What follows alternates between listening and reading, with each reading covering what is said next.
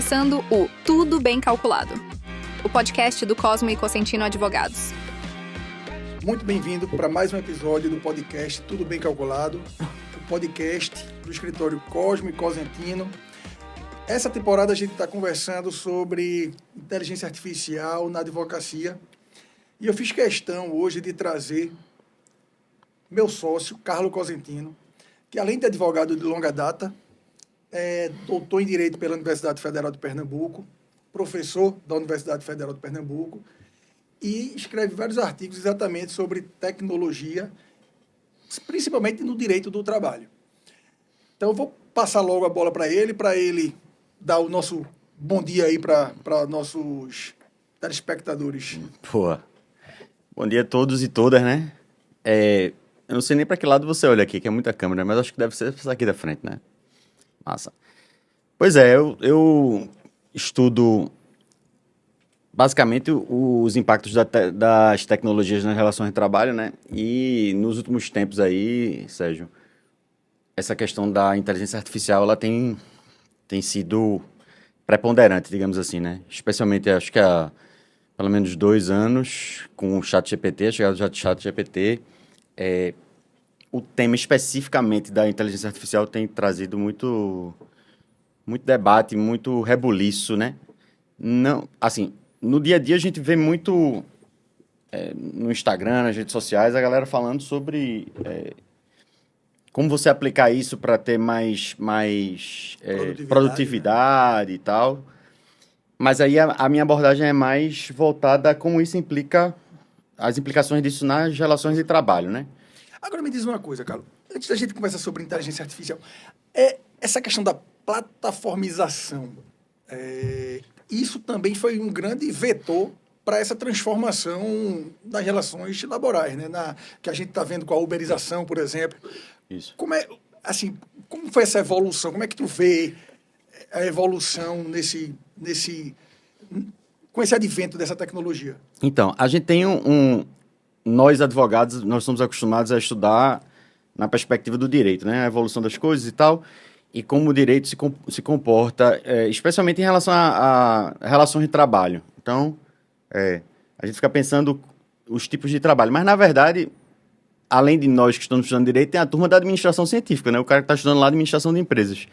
E aí, o Capital, ele desenvolveu modelos de divisão do trabalho, né? Desde Taylor até os dias de hoje. Então, primeiro o Taylor, ele separa as atividades, o sujeito para de cada a pessoa fazer o trabalho inteiramente, e ele começa a dividir. Então, linha de produção, né? Linha de produção. Então, antes o sujeito fazia uma cadeira, ele cortava a árvore, tirava os pedaços, parafusava e fazia a cadeira. E isso é interessante do ponto de vista de que ele tinha uma relação com o produto do trabalho dele mais intensa. Então, ele se identificava com aquilo que ele produzia. Quando você divide, cada um faz só braço, o outro faz só perna da cadeira, aí eu perco um pouco da minha ligação com o produto final e isso gera um problema de alienação. Enfim, mas vem Taylor, depois vem Ford e coloca a esteira e aí segue para o toyotismo. E observe que as terminologias são ligadas àquela pessoa que estava impulsionando uma empresa, né? O toyotismo, o Fordismo e agora o Uberismo. Uberismo é a expressão que a gente tem utilizado para essa economia de plataforma. Então, isso é possível a partir da Revolução 4.0, em que as pessoas estão conectadas, né? Os smartphones, esses dispositivos ligados no GPS e tal. E aí eu consigo criou-se esse mercado da plataformização que a gente está bem focado e olhando a situação dos plataformizados que estão na rua fazendo entregas, mas a economia de plataforma, ela também não é necessariamente online, ela pode ser offline também. Eu posso ficar fixo num lugar e trabalhando com isso na Amazon Mechanical Turk e outros lugares que eu posso fazer. Eu estou inserido numa plataforma digital, mas eu não estou necessariamente fazendo entrega, né? Mas, enfim, então essa questão aí é um tema muito importante, muito caro para a gente, porque, inclusive, tem um problema de regulação, né? Que a gente não tem ainda uma solução, a divergência, o STF está com julgamento nesse sentido, para entender se essas pessoas têm vínculo empregatício, se não têm vínculo empregatício. A situação atual é que elas não têm direito nenhum, né? Estão sendo reguladas ou não reguladas como se fosse um contrato de direito civil, um contrato aí enfim, mas que gera muito problema, porque o sujeito, ele pode ter uma nota baixa no ranking dele lá no Uber, por exemplo, e no outro dia ir para trabalhar e não conseguir se conectar. Se tu fosse pensar aí, a gente está num momento de transformação, de crise ou de reinvenção, digamos assim. Na real, assim, a maneira como eu enxergo é que como diria Cazuza, você que é um sujeito que gosta de MPB, como diria Cazuza, é um museu de grandes novidades, assim. Tem uma nova figura, essa coisa da internet, é uma surpresa para todo mundo, mas no fundo, são grandes empresas, né, que exploram a força de trabalho, de alguma forma. Agora, nós estamos vivendo um momento em que se tornou legal dizer que não, porque eu sou empreendedor, eu tô fazendo aqui... Isso muito, se vende, né? eu não sou CLT, aí virou um xingamento de ser CLT e tal. Mas assim, é um empreendedor que tá utilizando o carro dele, não determina o próprio preço do serviço que ele presta. É um empreendedor meio fajuto, digamos assim, né? Por que eu perguntei isso? Porque eu fico me recordando também, né? Quando teve uma grande mudança do feudo ali e começa a ter o capitalismo e começa a existir a exploração da força de trabalho, aquilo também naquele tempo foi uma transformação muito grande. Só que agora existe uma transformação até dessa força de trabalho, algo mais imaterial que termina surgindo, né? E que nem todo mundo termina percebendo. Porque o grande lance que eu acho, que a gente fala, é que termina seduzindo muito essa questão desse empreendedorismo, dessa pseudo-liberdade que a pessoa termina sentindo, dessa oportunidade de trabalhar, parece que na hora que você quer. Mas, na verdade, existe uma condição meio que de superdependência também a esse tipo de regime, digamos assim.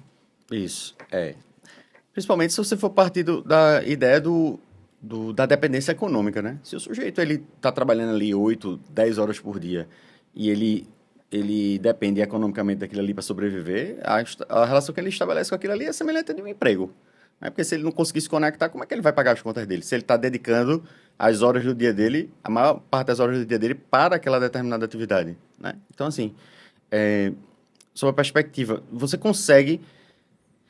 e no próprio direito clássico, do direito do trabalho clássico, nos elementos fáticos jurídicos da relação de emprego, você consegue achar tudo ali, nesse tipo de relação. Agora, de fato, há uma aparência de liberdade, assim.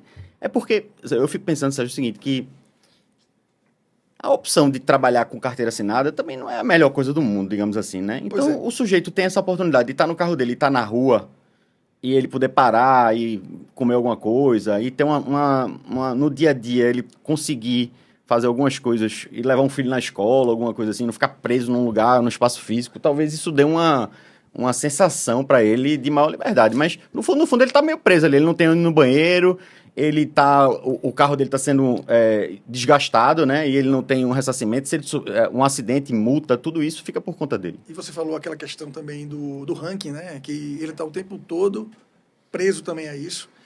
Agora, tu tocaste num ponto que eu acho interessante, que é isso. Se existia também não era uma crítica, mas, quer dizer, crítica sempre existe à própria forma de relação de trabalho que se existia de carteira assinada, porque, querendo ou não, também é um regime de subordinação, enfim, que tem também seus aspectos negativos, tanto é que a gente sempre viu as pessoas na rua fazendo seus protestos ou reivindicando mais e mais direitos, porque também a relação também não é aquele mar de rosas. Hoje, fica parecendo que existe uma certa defesa a esse tipo de regime, porque esse outro está chegando com aparência de muito bom, mas que também tem uma implicação bem nociva da precarização. Eu acho, assim, é o que eu mais vejo, principalmente essa questão da pessoa não estar ali no regime do INSS e, de repente, qualquer tipo de acidente que tem, qualquer enfim, qualquer...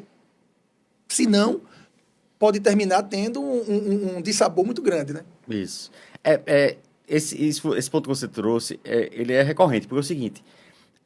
Mas por que agora estão defendendo uma coisa que se atacava tanto, né? Porque, tipo, não estava todo mundo querendo Não era melhores ruim? condições de trabalho, não era ruim, ser empregado e tal, porque agora todo mundo quer ser empregado, assim. Todo mundo que eu digo, a academia, especialmente, quem estuda isso. Porque está defendendo, né? Porque está defendendo. Na verdade, parece contraditório, mas a questão é a seguinte, é que a gente parte da ideia de que a legislação básica trabalhista, o vínculo empregatício, o CLT, o recolhimento de INSS, todas essas coisas aí, são, na verdade, o patamar mínimo civilizatório, entendeu? Não é que era bom, nunca foi bom, mas assim, pelo menos pelo o que menos. se estabeleceu, é o que se estabeleceu como sendo o básico. Tem um sociólogo brasileiro do trabalho, que é talvez o mais relevante atualmente, chamado Ricardo Antunes, que ele escreve um livro dizendo assim, o privilégio da servidão, quer dizer, é o privilégio hoje em dia, se eu estou desempregado e eu conseguir fazer entrega no Uber, no Rappi, para mim é um privilégio, porque eu não tinha condições, eu não estava conseguindo trabalho, eu não estava conseguindo sustentar minha família, e agora eu tenho uma possibilidade, veja, abriu-se o mercado. Então é melhor fazer isso do que não fazer nada. Talvez é melhor um jovem da periferia fazer entrega com rap e ganhar algum valor do que ele ir para o tráfico, né? Então, assim, as coisas elas não são dicotômicas, né? Uma coisa não anula a outra. Mas o princípio, a ideia é a seguinte, é que eu preciso levar em consideração, eu preciso respeitar o Pacto Constitucional de 88, que estabeleceu, querendo ou não os neoliberais, estabeleceu um estado de bem-estar social. Então, assim, está lá escrito que o trabalho é um valor, que deve ter o emprego, que as pessoas têm que ter um salário mínimo que dê condições para ela sustentar a sua família, etc. Então, está lá no Pacto Constitucional de 88. E isso precisa ser respeitado. Então, eu não posso admitir, não posso achar normal normalizar o sujeito estar trabalhando 10 horas na rua de bicicleta, levando sol, o trânsito, poluição, sem equipamento de proteção individual, sem garantia contra acidentes, sem absolutamente nada. Isso é um desrespeito à ordem constitucional, tal como ela foi feita. Então, sobre esse é o ponto de crítica.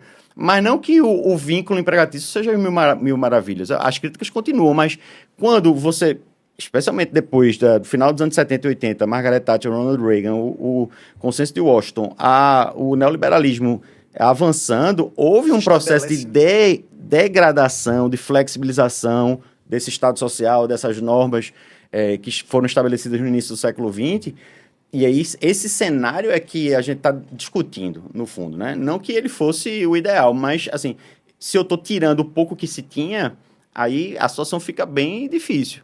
Então, até a gente discute, Sérgio, por exemplo, os números. Então, estamos vivendo no momento o menor índice de desemprego da série histórica. Beleza, mas que desemprego é esse que a gente está comemorando? Porque a ideia do cara que entrevista você trabalha, aí o sujeito diz, não estou trabalhando. Você está procurando emprego? Aí ele diz, não estou. Então você não entra na estatística. Então, o desemprego pode ter diminuído, mas a informalidade aumenta. Exato. Então, a gente tem que pensar sobre isso. Eu passei, quase 5 anos lá na Europa, Portugal e Malta, e uma das coisas que eu percebia e aí eu achava de certo modo positivo, isso que você falou sobre a questão da periferia, que termina sendo mais vantajoso que eles estejam com esse tipo, digamos, de relação de trabalho e podendo ter essa contraprestação de alguma forma do que está se demandando para outra vida. Lá, o que eu notava era como isso meio que era uma forma de sobrevivência dos imigrantes. Toda vez que eu pegava Uber ou pedia alguma comida, 90% das vezes nunca eram locais. Nunca eram portugueses, nunca eram malteses. Sempre eram indianos, brasileiros, em Portugal principalmente brasileiro, enfim, angolanos, pessoas paquistaneses, sempre eram pessoas de outras nacionalidades que estavam lá se utilizando exatamente dessa plataforma. E aí foi algo que eu terminei um pouco internalizando, que pode ter esse viés positivo, mas fica muito mais parecendo que é um meio de sobrevivência do que de trabalho mesmo, sabe como é que é? É como se fosse assim, estou sobrevivendo. E aí, eu estou falando isso nesse viés que você está falando sobre a Constituição brasileira, de que isso aí é uma garantia, existem essas garantias, que é o núcleo mínimo de proteção ali que tem que existir, de garantias que tem que existir, né? E que às vezes muita gente, eu acho que não termina percebendo isso e achando que é como se fosse é muito bom estar trabalhando dessa forma e você tem uma liberdade, uma pseudo-liberdade. Tem várias camadas, né? Uma das coisas que você vai me confirmar ou não é o seguinte: a gente tem que pensar. Eu estou pensando sobre a realidade brasileira, do sujeito que é entregador. Primeiro, tem uma diferença muito grande entre o sujeito que é um entregador de comida do Rappi e o sujeito que é Uber Black, né? Sim. Aqui na realidade brasileira. Mas, por exemplo, na Europa, você pede um Uber, o Uber é mais caro que o táxi, né? Então, você pede um Uber, você já está perdendo... porque eles tiveram uma maneira de resolver o problema do Uber diferente da nossa. Então, lá, a categoria dos taxistas conseguiu continuar trabalhando de uma forma melhor e o aplicativo é um negócio mais caro. Assim, eu quero um conforto a mais, aquelas vans grandes que o cara pede e tal. Então, eu peço um Uber, o sujeito chega numa Mercedes, né? Outra dimensão do trabalho dele também, me parece. Depois eu quero que você me diga a sua experiência lá. É diferente. Então, a gente precisa fazer alguns cortes. Agora, por exemplo, essa coisa você percebeu que na Europa não é o europeu mesmo que está fazendo esse tipo de trabalho. É bem característico da história da sociedade, né? O sujeito ganhava uma guerra, uma civilização ganhava uma guerra em relação a outra, quem perdeu ia ser escravizado, ia trabalhar, né? Então você tem a figura do imigrante nos Estados Unidos, o imigrante africano na Europa. Então existem determinados tipos de trabalho que o sujeito não quer fazer e passa para outro. A classe média em relação à classe periférica brasileira, a história da nossa escravidão e tal, a gente sempre está colocando determinados tipos de trabalho para outras pessoas, trabalhos que nós não queremos fazer, né? Então, mas se você parar para pensar, se essas pessoas não estivessem na Europa, esses imigrantes, ou nos Estados Unidos, a coisa ia ter um problema lá, porque eles precisam dessa força de trabalho. E essa força de trabalho, ela é explorada, ela não tem direito, mas ela é necessária para aqueles locais. Então, é interessante que as sociedades elas vão se organizando e sempre vão deixando os piores tipos de trabalho para quem está numa condição de precariedade na vida, né? Ou falta de oportunidades, enfim, aí são outros cortes ainda. Mas, respondendo a sua pergunta, dois aspectos eu acho bem interessantes. Tanto a questão do Estado regulando esse tipo de trabalho é diferente do que era aqui. Então, o nível também de garantias lá que eles terminavam tendo que ter eram bem maiores. Talvez por conta disso, talvez também por conta disso, como você falou, os carros são totalmente diferentes dos daqui, né? Inclusive, no começo, quando a gente pegava o Uber logo no começo, o que se existia era exatamente, vai ser um carro assim assado, o cara tinha uma aguinha ali, o bombonzinho. Hoje em dia, né, ninguém tem mais isso. Até porque, e aí é o segundo ponto que eu falei, o Estado, né, o Estado regulando e as próprias plataformas, elas terminam regulando de forma diferente a depender de onde ela está situada. Então, em Portugal, por exemplo, não podia ter carro com maior tempo de uso do que X. Eles estavam colocando, todos os carros tinham que ser elétricos, por exemplo. Era uma mudança que ia ter a partir de uma determinada data. Então, a própria exigência também no caso era Uber, né? Eu estou falando da Uber, mas, por exemplo, tem Lyft, tem Bolt em Malta. Cada um terminava tendo uma forma de exigência, né, usuário e com o motorista. E aí, cara, isso aí é que me faz, mais ainda, a gente já conversou em outras ocasiões sobre isso, e eu era um cara mais não é reticente, mas que ficava, pô, será que isso é uma relação de emprego? Eu acho que eu ainda não vejo como relação de emprego. Eu vejo como algo ainda que a pessoa tem liberdade sim, ou pode escolher e tal. Mas eu acho que diante desses recortes, desses aspectos que terminam tendo, a gente verifica que quem está mandando realmente, quem está coordenando, quem está lucrando ao fim e ao cabo, são essas grandes plataformas e que devem sim responder por quem está dando lucro a eles. Sempre foi assim, né? Que é aquela questão, no fim sempre tem alguém que está realmente sendo o patrão. Você está ouvindo o Tudo Bem Calculado, o podcast do Cosmo e Cosentino Advogados. E aí, está curtindo o nosso podcast? Nós contribuímos para você que é gestor de processo trabalhista, advogado trabalhista, calculista e também quem é interessado em cálculos trabalhistas a fazer a gestão de 100% dos valores dos seus processos trabalhistas. Então acesse aqui o descritivo para que a gente possa conhecer mais o que é que você precisa e o que é que a gente pode contribuir para solucionar de vez a gestão do teu passivo trabalhista.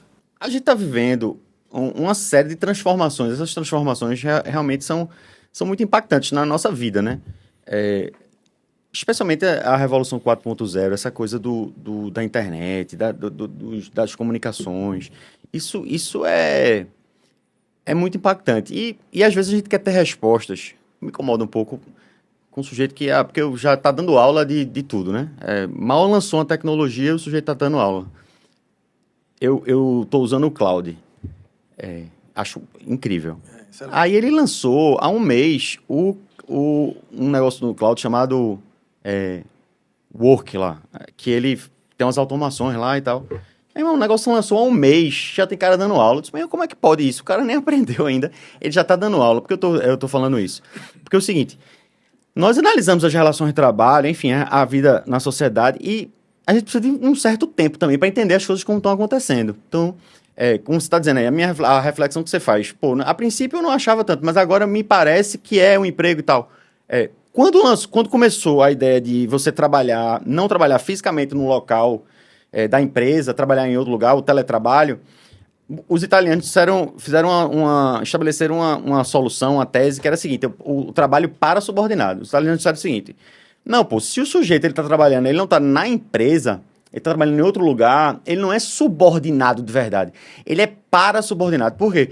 Porque ele não está no mesmo lugar, né? Ele não tá sendo visto fisicamente e tal, então ele fica mais tranquilo, ele fica mais relaxado, então ele não deve ter todos os direitos que uma pessoa que vai trabalhar no local de trabalho trabalha.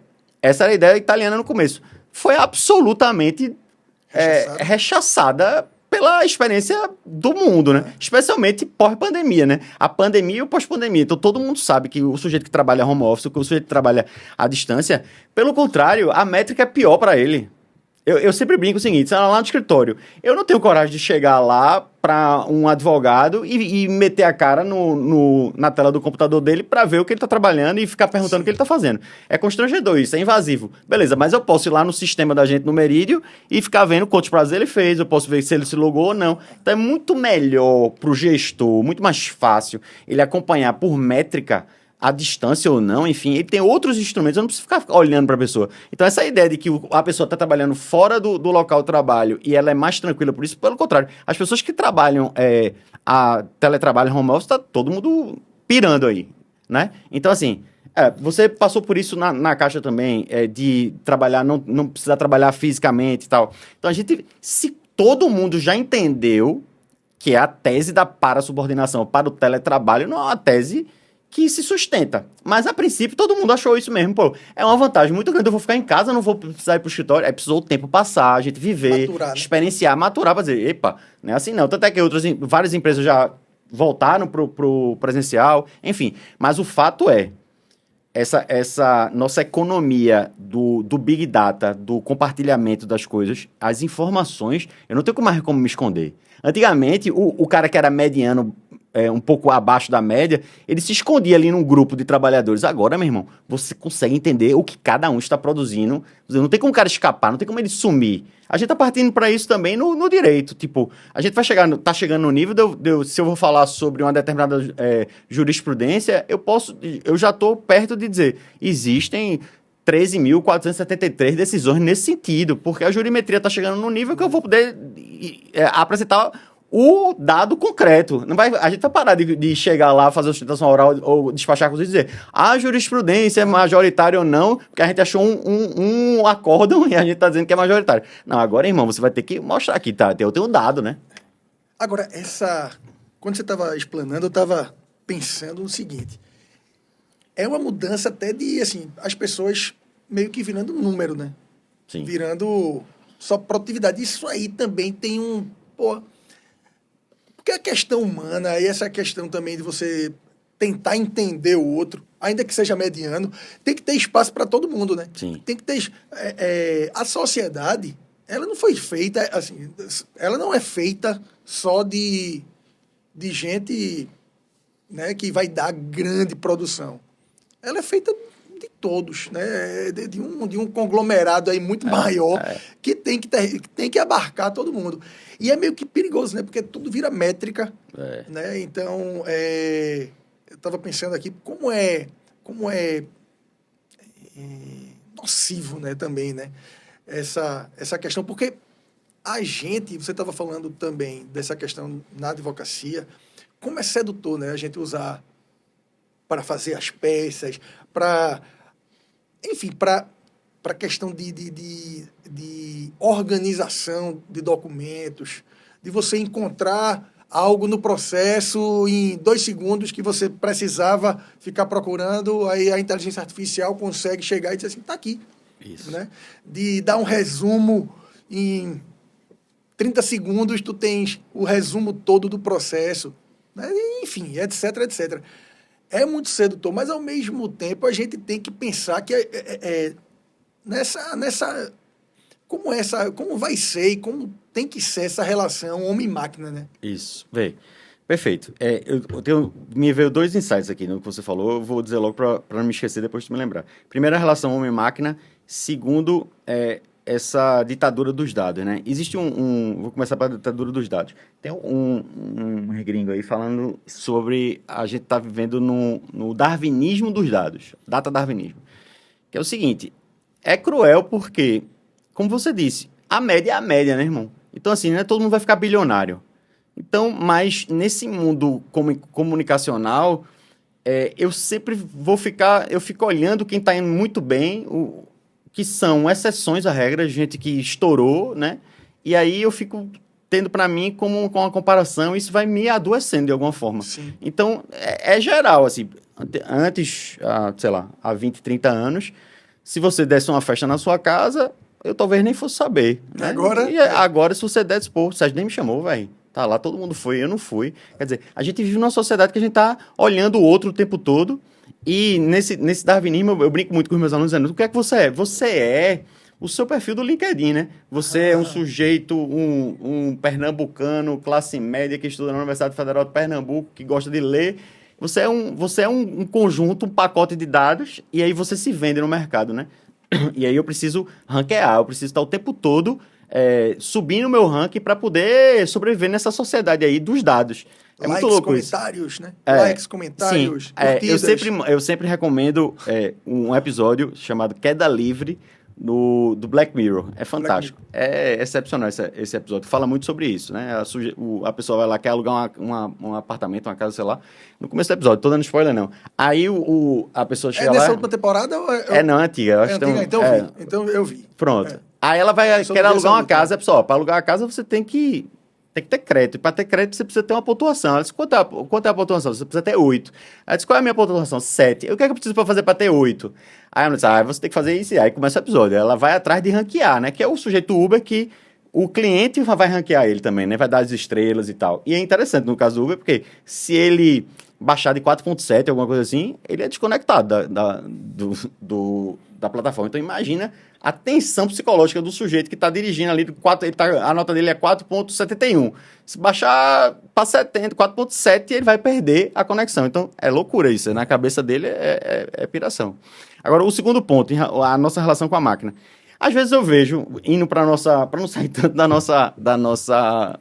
nosso objeto aqui, que é a advocacia também, eu vejo muita turma vendendo soluções e dizendo, porque a gente tem a plataforma de não sei o quê, da IBM, isso talvez até funcione de alguma forma para quem trabalha com grande escala, né, grande demanda, advocacia de massa e tal, mas eu fico pensando como eu, enquanto cliente, eu quero ser atendido por uma pessoa, eu quero ser atendido por um advogado, alguém que tem experiência, alguém que tem capital humano, né?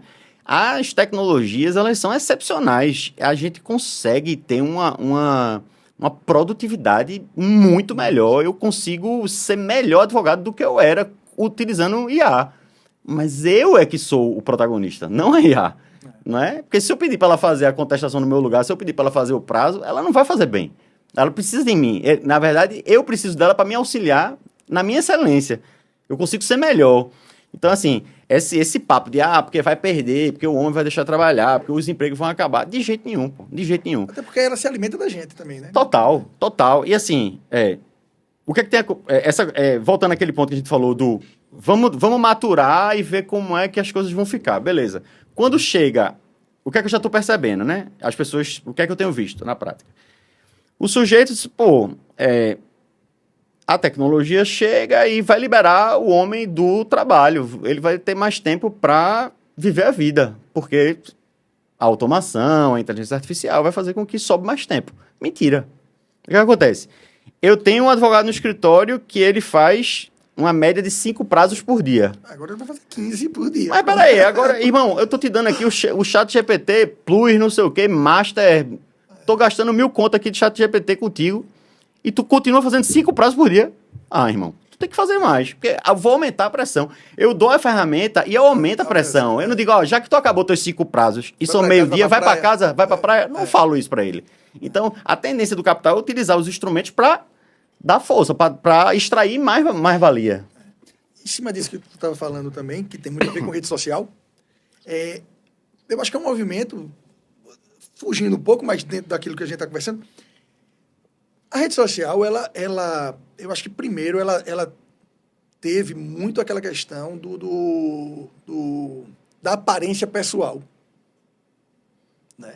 Todo mundo quer aparentar, né? Ter mais e estar feliz, e etc. E viver no mundo cor-de-rosa e está tudo muito bom. Só que o Instagram, eu acho que ele começou a migrar de um pessoal para um profissional mais. E agora, o que eu acho que tem muito é um certo fingimento profissional. Todo mundo é o the best of.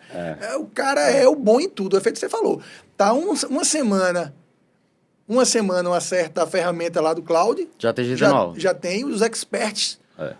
Plus Master, né, em cada aspectozinho de um determinada nova plataforma, de uma determinada nova tecnologia, enfim. Então, assim, tem um pouco dessa aparência que é um pouco nociva de rede social, que eu acho que está indo para o mundo business também. Total. Eu desafio, quem nunca experienciou isso? Você estava acompanhando uma pessoa que era super feliz, que tinha uma vida super bem sucedida, e de uma hora para outra, a fulano se separou, o Beltrano tá mal, não sei o quê. Mas tá mal? O Instagram ele não parece isso. Porque as pessoas que não costumam postar a desgraça, né? Postar que não estão bem. Todo mundo quer mostrar que tá bem. Então, cria uma supervalorização das coisas, né? E isso chegou no mercado também, né? Como você disse, no começo, a rede social era o quê? A gente tinha uma relação com a rede social que era uma relação de entretenimento, né? Você falava shows que você estava fazendo e tal, isso foi se profissionalizando, né? Entrou um mercado foto de restaurante onde de comida e tal, mas a coisa se tornou profissional no sentido de que eu vou me vender lá. Então, tá meio nublado o sistema, porque você fica confuso, né? Com a quantidade de coisas à venda e todo mundo se vendendo, como você disse, super valorizando, né? E o pior, que o próprio mercado meio que entendendo que você precisa estar nele. Sim. Porque é como se você não tivesse lá, parece que você começa a não existir. É. Então, existe essa necessidade de, não, você tem que ter tem que estar falando alguma coisa sobre o que você faz, sobre quem você é. Você é advogado, precisa ter. Você é o escritório de advocacia, tem que estar lá. Né? Assim, a gente mesmo termina experienciando isso também. Eu lembro que um colega meu estava chateado, dizendo, pô, eu não sou um cara que gosta de rede social. Eu fui conversar com um amigo meu, ele disse, tu ainda está advogando? Eu disse, estou. Por quê? Ele disse, não, a gente quando olha na rede social, não consegue saber que tu está advogando. Aí ele disse, poxa, quer dizer, eu preciso. E que, de repente, assim, é uma lógica, é um caminho meio que sem volta, né? Que fica parecendo, pelo menos por enquanto, é esse o caminho de todo profissional liberal, de quem tá trabalhando, ter que ir para as redes sociais para poder disputar. O problema é esse, porque a questão, se a gente pudesse ter escolha, tudo muito bem. Mas o problema é que o do lado está fazendo. E as pessoas estão achando que só o do lado é que está existindo. Então, e termina sendo um mal ou um bem, enfim, necessário, que a pessoa termina tendo que acompanhar o fluxo, né? Tem que... Eu percebo o seguinte, que as tendências do mundo digital, né, das redes sociais e tal, elas acompanham as tendências do mundo real. Então, a gente sempre teve dificuldade, por exemplo, de captar alguns tipos de clientes, de reclamantes, bancários, por exemplo. A gente sempre é, digamos assim, entre aspas, preterido, ou a gente está sempre atrasado, porque tem sempre um escritório do Sul que manda inexplicavelmente, manda um folder do escritório antes do cara ser demitido, né? Antes dele receber a demissão... Ele está sabendo que o cara vai ser demitido antes mesmo Antes da empresa demitir, ele já recebe o acordo do escritório. Então, eles sempre foram muito... Na advocacia sempre houve... A gente tem essa coisa aqui, estamos aqui institucionalmente, a OAB está assistindo a gente, falando aqui, bonitinho e tal, mas na prática... O bicho pega, né? Agressivo, a turma agressiva muito. Então, assim, a turma é muito agressiva no mercado. E isso chega no digital também, né? Então, assim, eu precisava, para concorrer com um escritório que estava captando muito cliente reclamante, eu precisaria, para vencê-lo na concorrência, digamos assim, agir igual a ele. E se eu não ajo, ele vai captar mais do que eu, obviamente. E o que você está trazendo é a mesma coisa no que diz respeito às redes sociais. Se eu não tenho nenhum tipo de atuação, a gente está há 20, 30 anos no mercado, trabalhando seriamente, né? Construindo o nome da gente, uma carreira e tal. O sujeito coloca a cara na internet e aí começa a captar cliente. É da vida, né, irmão? Assim, aí a gente também, não dá para a gente resolver os problemas da humanidade, mas a gente está aqui prestando nosso serviço, fazendo nosso trabalho da melhor forma possível. Aí o cliente vai tomar a decisão dele, mas acontece. Como acontecia no mundo real, acontece no mundo virtual. O sujeito bota a cara lá, faz uma gracinha, uma dança e capta de alguma forma. Paciência. Agora deixa eu puxar de novo para a inteligência artificial, que é um tema que eu gosto, que eu brinquei até no último podcast, que no final das contas, quem assina é a gente. Sim. Não é inteligência artificial. Sim. Né? E eu acho que é algo que tem que ser levado em conta, principalmente na advocacia, porque que produza mais, que seja uma ferramenta que traga um facilitador organizacional, que seja um facilitador de gestão de dados, que seja... Beleza. Tudo muito bem. Mas a gente tem que lembrar que quem é responsável pelo cliente, né? Quem é responsável por aquela peça que está sendo feita, pelo recurso, pelo cálculo que está sendo feito, é quem quem, ao fim e ao cabo, está assinando. Então, assim, essa responsabilização, ela é importante, porque, assim, brincando aqui, eu vejo, tem muito aplicativo de inglês, né, botando o avatarzinho falando com você, taralalalala, mas eles não existem, né, e assim, o responsável, no final das contas, é o humano que está colocando lá ou deveria estar, né, colocando o seu intelecto ali, né, foi para a faculdade, que é o bacharel, que é o advogado e que está sendo responsável pelo cliente. Vê, eu tenho uma posição sobre isso. Eu penso o seguinte, no momento, atualmente, eu tô trabalhando muito com IA, certo? Lá no escritório a gente tem o Gemini, ChatGPT, Claude, eu uso tudo, beleza. Atualmente, tem uma fotografia de hoje, eu estou trabalhando talvez ou igual ou um pouco mais lento do que eu trabalhava antes. Vê Mas que loucura. Porque você está tentando entender bem as ferramentas. Exatamente. Porque eu tô no momento que eu estou estudando, eu estou mudando a minha forma de trabalhar, me adaptando a essas ferramentas, porque eu sei que já isso vai ser exponencial. Mas eu tô me reorganizando, eu tô mais lento, talvez. E as pessoas têm uma ideia completamente diferente do uso da IA. Então, falando aqui para advocacia, quem aqui nunca teve problema de eu tô fazendo uma petição e eu tenho que mudar o gênero? Era reclamante, eu tenho que botar reclamada. Recorrida.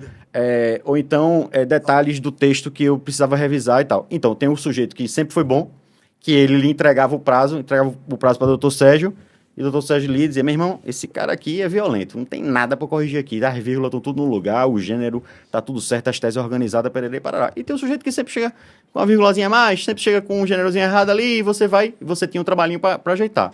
Beleza. É a mesma coisa, essa mesma dificuldade que eu tive, que você tem, eu tô falando da gente corrigindo, mas quando a gente começou também, a gente tinha, tem que corrigir aqui, deixa eu passar isso, deixa eu passar aquilo. É a mesma coisa com o Cunhá, não mudou, pô. Não mudou. Sim. Agora, eu tenho uma vantagem muito grande, porque eu posso chegar para ela e dizer, jogar o texto e dizer, corrija a ortografia, entendeu?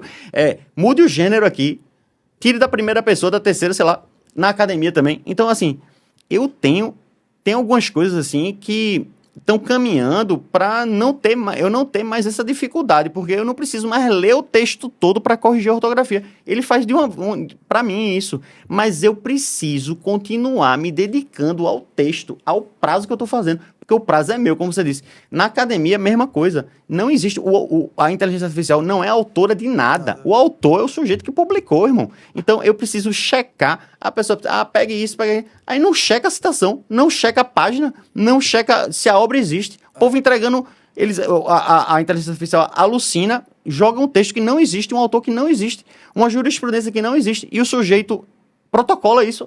Mas isso é de uma irresponsabilidade fenomenal. Não existe isso. Você é responsável e dá trabalho. Você não vai parar de trabalhar, não, irmão.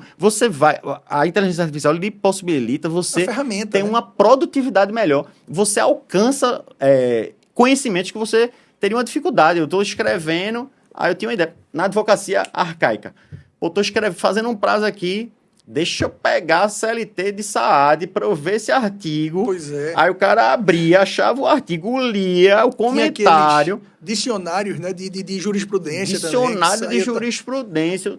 Meu irmão, agora tá tudo na mão.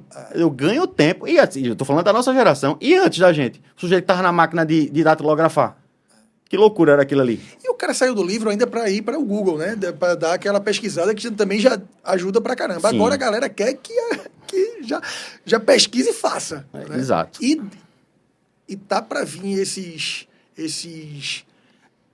a inteligência artificial agêntica, que aí ela vai fazer ainda mais coisa ainda aí, que o cara diz que pode ficar dormindo e ele faz tudo por você. Paga a conta, faz tudo, só tem que confiar a sua senha para ele. Voltando ao ponto, né? Vamos deixar acomodar, vamos ver, deixa o tempo passar, porque aí tem um agente. Aí agora já estão dizendo que os agentes vão deixar de existir porque tem as skills, que é uma parada lá que, enfim, aí ela programa, eu não sei nem explicar direito não, mas assim, ele já faz ele tem algumas habilidades que já faz o trabalho, porque tem essa questão aí, vou entrar na área que não é a minha melhor, mas tudo bem, que é a história da janela do contexto, né? Sim. Então eu preciso... Aqui são os tokens. eu preciso organizar isso de alguma forma para a inteligência não pirar e ela ser mais objetiva nas coisas que eu estou indo atrás. Então, já essa coisa do agente, aí daqui a pouco é outra, depois é outra coisa, depois é outra coisa, depois é outra coisa. Porque eu sempre digo isso, né? Às vezes encontro resistência, mas assim, eu adoro essa temática de tecnologia, os impactos da tecnologia na relação ao trabalho, tudo isso, mas eu insisto em dizer assim, eu sou um estudante, eu sou um pesquisador, um cientista social. A tecnologia é uma variável. Sim. Ela não é um fim em si mesmo. Não. Entendeu? Então, assim, eu não sou, porque eu estou estudando, eu sou agora especialista em inteligência artificial. Não sou. Eu sou especialista na experiência humana e a inteligência artificial agora é um vetor aqui, algo importante que eu preciso levar em consideração, porque amanhã vai mudar. Daqui a pouco é biotecnologia, é nanotecnologia, é o computador quântico, e aí, mas nós continuaremos sendo humanos e precisando nos relacionar. E o que vai balizar a nossa vida social é o que nós somos entre nós, não os instrumentos que nos atravessam, né? Que nós utilizamos. A turma quer se esconder atrás dessas coisas, aí não dá. Perfeito, não dá. Perfeito. Carlos, a gente está aqui, passa rápido, tá vendo? Já, acho que uns 45 minutos. Caramba, foi mesmo. Rapidinho, tá vendo? Conversa boa. Então, para a gente finalizar, vou pedir para você dar uma mensagem, o que é que você, em cima disso que a gente conversou, qual é a sugestão, conselho, a mensagem que você passaria principalmente para advogado que está utilizando essa inteligência artificial, qual seria a sua sugestão? Seria o quê? Responsabilidade, ética? Seria... Porque uma coisa que a gente conversou, uma coisa que a gente conversa e que eu conversei no outro podcast foi que você não pode ser um cético e não pode simplesmente, não vou usar. Ao mesmo tempo, você não pode virar um dependente e só querer fazer tudo e achar que ele vai fazer por você. Então, esse balance aí, né, ter esse jogo aí, seria a minha sugestão, a minha mensagem, enfim. Manda aí a tua aí pra gente. Eu pensei que tu ia fazer um bate-bola, tipo Maria Gabriela. Não sei o quê. Parará. Carlo por Carlo. Maria Gabriela eu entreguei minha idade, agora é aquela blogueirinha. Blogueirinha. Não, vê, o que eu tenho para dizer é tema das nossas conversas desde sempre, desde há 200 anos que eu e você a gente conversa sobre isso. Não mudou no sentido de que o que a gente precisa fazer é ter seriedade nas coisas que a gente faz, trabalhar e estudar, velho, tá ligado? É trabalhar e estudar. Não mudou. A postura que a gente tem que ter em relação à vida não mudou do que nossos pais nos ensinaram e do que a gente está ensinando para os nossos filhos. É acordar cedo, estudar. Eu e você viemos de famílias que a gente não tinha ninguém no direito, que não tinha um background, e o que foi que a gente resolveu fazer? Então, vamos estudar, né, velho? Eu e você, nos caminhos que nós seguimos, eu tenho que estudar aqui, porque o que vai me fazer diferente dos outros aqui, para ver se eu ganho um dinheirinho, é estudar, foi o valor que eu aprendi, vou estudar e vou trabalhar. É a mesma coisa, não mudou. Agora, eu tenho uma série de variáveis, de possibilidades com tecnologia que eu posso potencializar a minha produtividade, mas o que... Estude sobre ela, né? Também, né? Estudar sobre isso, né? Ter seriedade, mas assim, esse fim da conversa, acho que foi bom, no sentido de, você é o responsável pelo processo, você é a pessoa, você é o protagonista. Você é o protagonista. Os instrumentos são questões que você utiliza ali para melhorar a produtividade, mas você é o protagonista. Uma coisa que eu sempre falo, que é importante. Quando eu comecei a dar aula há 20 anos, eu nunca pensei que eu ia ter um discurso para os meus alunos que eu tenho hoje, porque eu sempre ficava falando da tecnologia, que você tem que estudar, porque você tem que se capacitar, não sei o que. Mas agora mudou. As mudanças chegaram num nível do meu aluno, do aluno, do estudante de direito, do sujeito que eu sempre considerei na minha cabeça como sendo uma pessoa que estava meio que imune a algumas transformações. Vou explicar o que eu estou querendo dizer. Na nossa época, o sujeito para ser estagiário, o que é que o mercado queria do estagiário? Carro e carteira da OAB. Por quê? Porque a gente tinha que, a partir do seu período, eu tinha carteira da OAB, eu podia fazer carga do processo. Eu ia lá, fazia a carga e levava para o... A carga hoje não é tão importante mais, né? Então, o sujeito... A carteira da OAB não tem tanta importância, mas muito menos o carro. Mas por melhor que o sujeito escreva, por mais dedicado que ele seja, ele vai ter que aprender a lidar com essas tecnologias. Porque se ele não aprender a lidar, as pessoas vão passar na frente dele. Quem escreve bem não vai deixar de escrever bem. A inteligência artificial não escreve melhor do que um humano que tem um português massa. Uma pessoa que lê, que tem cultura. A inteligência artificial, ela reproduz, né?